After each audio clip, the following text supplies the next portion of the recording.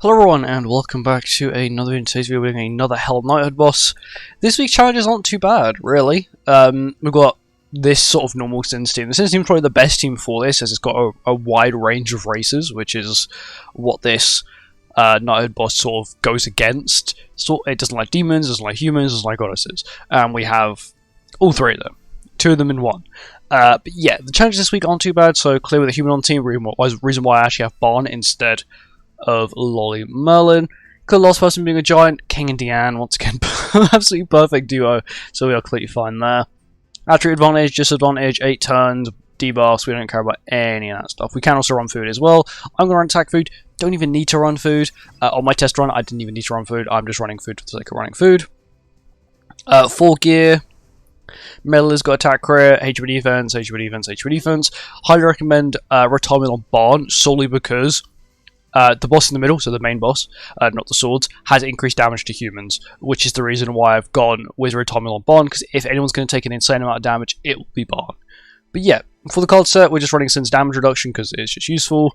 Apart from that, let's get on with it. This should be very easy. This Knighthood boss is one of the easier ones. It's one of the ones where, like, as long as you've got a strat, and you just say your box is quite decently built, you've got decently built characters, or similarly built characters, this will be really easy. Of course, if you're struggling to one-shot the 2 swords, which is what we're going to do turn 1, you can run King Deanne attack crit, it's not a problem.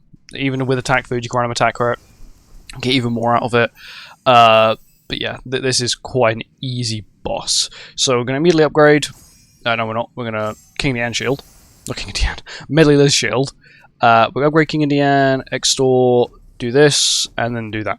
So extorting does help us, slightly.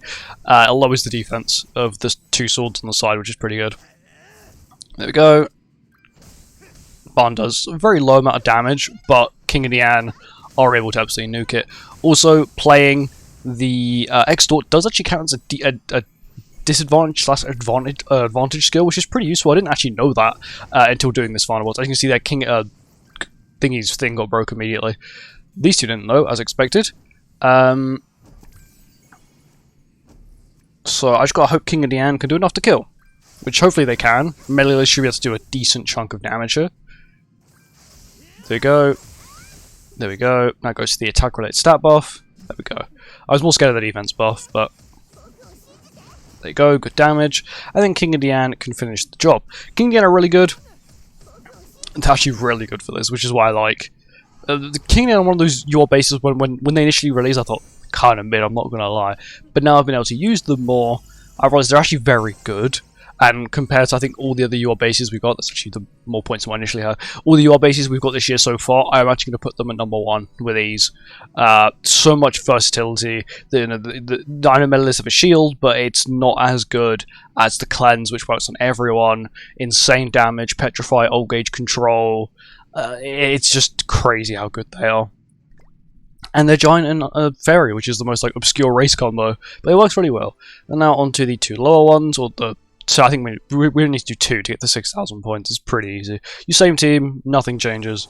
We don't really care. It should be very easy.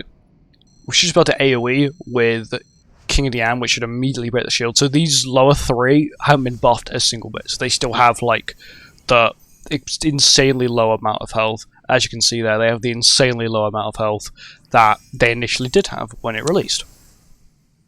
I'll do this. I'll play the Barn AoE just because it somehow doesn't kill, even though King Deanne I know can definitely just nuke it. Gotha's providing with a large chunk of basic stats. Barn's providing with 20% basic stats as well. King and Deanne are providing their own large chunk of basic stats from having Sins on the team. And they also boost their own stats, I believe, by about 15%, or is it like 7%? It's a decent amount. And there we go, we can just kill it next turn. No problems there. Do we have to kill with a certain race? No. Clear with a blue character on the team. Which we did. Oh no, we do with King Deanne. I actually forgot they're blue. And there we go, we win. Easy. This might give us 6,000 points. I'm not too sure though. But this team is really good. I know it is a very much like, there's 3 UR bases and an LR, but it's incredibly good. And there's 6,000 points. Super easy. This week's missions were really quick. This boss is really quick. Sadly, I do believe it is disappearing next week, which means we're probably going to have Canopus, which I highly despise, because it's the more irritating ones. But yeah. Anyway, thank you for watching. I hope you guys enjoyed, and I'll see you guys in the next one. Goodbye.